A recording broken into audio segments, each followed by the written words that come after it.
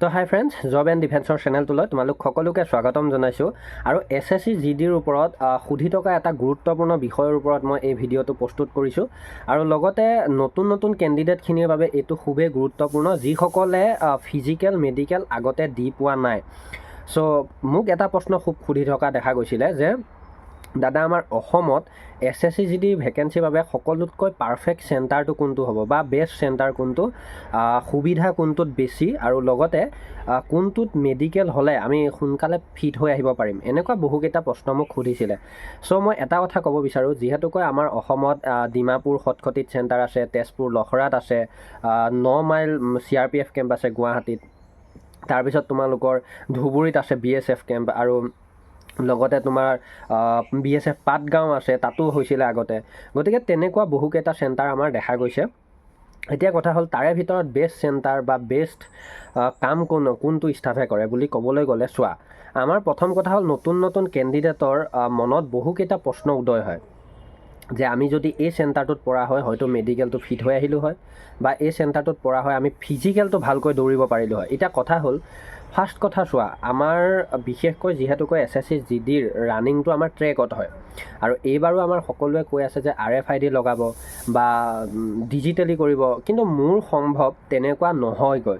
গতিকে এটা কথা মই তোমালোকক ক'ব বিচাৰোঁ, আমাৰ প্ৰায় চেণ্টাৰতে আমাৰ ৰানিংটো কিন্তু ৰাস্তাতে হোৱাৰ মানে সম্ভাৱনা বেছি। গতিকে যিসকলে 24 মিনিটৰ আণ্ডাৰত 5 কিলোমিটাৰ ঘৰতে কমপ্লিট কৰি যায়, তেতিয়াহ'লে তেওঁলোকৰ নতুন চেণ্টাৰ যিকোনো চেণ্টাৰে হওক, আপ হওক ডাউন হওক, তেওঁলোকৰ চিন্তা নাই, ফাৰ্ষ্ট কথা। আৰু 2 নম্বৰ কথা হ'ল, তোমালোকে ভাবি ল'ব পাৰা যে এইটো চেণ্টাৰত মেডিকেল টান হৈ আছে, এইটো চেণ্টাৰত ইজি হৈ আছে। কথাটো সঁচা, কাৰণ কিছুমান চেণ্টাৰত কি হয়, ষ্টাফটো বেয়া থাকে, মানে তেওঁলোকৰ খং বেছি থাকে, বা অলপ কথাতে ৰিমেডিকেল দি দিয়ে। তেনেকুৱা আমি যোৱা বছৰ বহুখিনি দেখিছোঁ।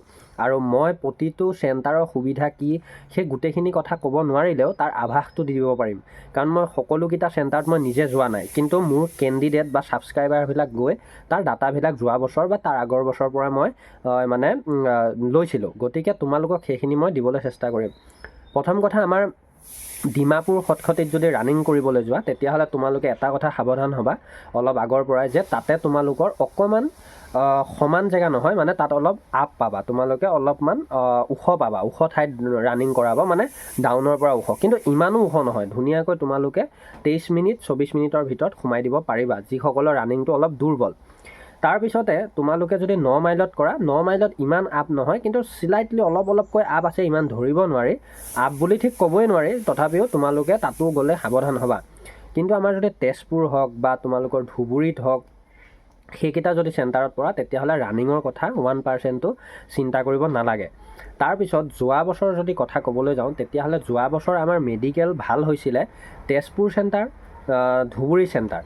তাৰপিছত কিন্তু যিকেইটা আমাৰ ডিমাপুৰ চেণ্টাৰ আছিল বা 9 মাইলৰ চেণ্টাৰ আছিল, এইকেইটাত কিন্তু অকণমান বেয়া হোৱা দেখা গৈছিলে। মানে কি, সৰু কথাত মানে ৰিমেডিকেল দিয়া দেখা গৈছিল, বা ৰিমেডিকেল পোৱাৰ পিছত 18-19 দিনকৈ ৰখোৱা দেখা গৈছিলে কেণ্ডিডেটজনক, যিটোৰ কাৰণে বহুত কেণ্ডিডেটে খং উঠিছিল বা বিপদত পৰিবলগীয়া হৈছিলে।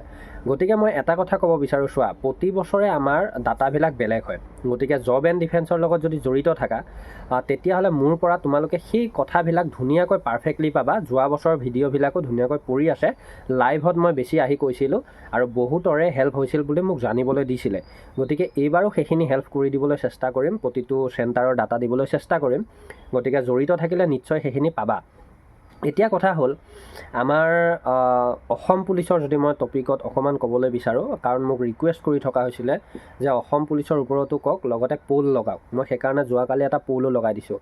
অসম পুলিচৰ কথা ক'বলৈ গ'লে, যিহেতুকৈ আমাৰ ৰিটেন এক্সাম হৈ গ'ল, এতিয়া কথা হ'ল, আমাৰ ৰিটেন এক্সামত কাৰ কেনেকুৱা নম্বৰ আহে এইটোৰ ওপৰত আমাৰ ধৰি লোৱা ফাইনেল মেৰিট লাগিব, বা ভাই আছে, বা কিবা কিবি আছে, ভাইভা পিছত ধৰি লোৱা আৰু ফাইনেল মেৰিটৰ কথা যিহেতুকৈ আহে। এতিয়া কথা হ'ল, আজিকালি মই এটা কথা তোমালোকক কৈ দিওঁ, বহুত ল'ৰা ছোৱালীয়ে অসম পুলিচৰ ৰিটেনটো দিয়াৰ পিছত হতাশাত ভোগা দেখা গৈছে। মোক তেনেকুৱা বহুকেইজন কেণ্ডিডেটে ৰাতি ফোন কৰি পেলাই নিজৰ মনৰ ভাৱবিলাক প্ৰকাশ কৰিছে, দুখ কৰিছে যে দাদা এইবাৰো চাকৰি নাপাম, এনেকুৱা হৈ গ'ল। প্ৰথম কথাটো হ'ল, তোমালোকে এতিয়া ধৈৰ্য ধৰিব শিকিব লাগিব, আৰু যিখিনি কৰি থৈ আহিছা নিজৰ ওপৰত বিশ্বাসত ৰাখিব লাগিব। চ' তেতিয়াহে তোমালোকে কিবা এটা সফলতাৰ ফালে গতি কৰিবা। আৰু মই এটাই কথা কৈছোঁ, চোৱা, তোমালোকে বেক টু বেক যদি টাৰ্গেট লোৱা নহয়, নিশ্চয় এদিন নহয় এদিন সফলতা প্ৰাপ্ত হ'বই। মানে ফাৰ্ষ্ট কথাটো হ'ল কি, অসম পুলিচ দি আহিলা, সেইটো কথাতে এতিয়া তোমালোকে চিন্তা ভাৱনা কৰি বহি থাকিলে তোমালোকে নেক্সট ক'তো চান্স নোপোৱা। ফাৰ্ষ্ট কথা হ'ল অসম পুলিচ দি আহিছা, SSC GDটো যদি এইবাৰ বেয়া হৈ গৈছে, তো নেক্সটটোৰ বাবে আকৌ প্ৰিপাৰেশ্যন চলোৱা। যিহেতুকৈ SSC GD 25-26ৰ ভেকেঞ্চিটো অতি সোনকালে আহি আছে, আৰু সেইটোৰ বাবে এতিয়াৰ পৰা পঢ়া ষ্টাৰ্ট কৰি দিলে তোমালোকে তেতিয়ালৈ মানে গুলি হৈ যাবা। গতিকে এটা কথাই ক'ব বিচাৰোঁ, সেইটোৰ বাবেও তোমালোকে নিজে ষ্টাৰ্টিং লৈ লোৱা, আৰু কিতাপ লোৱা, ভাল ভাল কিতাপ নতুনকৈ ওলাই গৈছে, বেষ্ট ওলাইছে, গতিকে সেইবিলাক ল'ব পাৰা। তাৰ ওপৰতো আমি ডিছকাশ্যন কৰিম। গতিকে মই আজি এইটোৱে ক'ব বিচাৰোঁ যে SSC GDৰ বাবে যিকেইটা চেণ্টাৰ আছে সকলোকেইটাই ভাল, ৰুমৰ ফেচিলিটি আছে, পানীৰ সুবিধা আছে, গোটেইখিনি পাই যাবা তোমালোকে আশে পাশে, আৰু লগতে তোমালোকে ইমান কষ্টও নোখোৱা।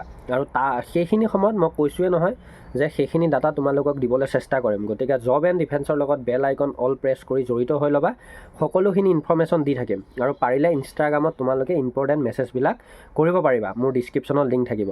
গতিকে ভিডিঅ'টো ইমান দীঘলীয়া নকৰিলোঁ, ধন্যবাদ। জয় আই অসম, সকলো জড়িত থাকিবা, ধন্যবাদ।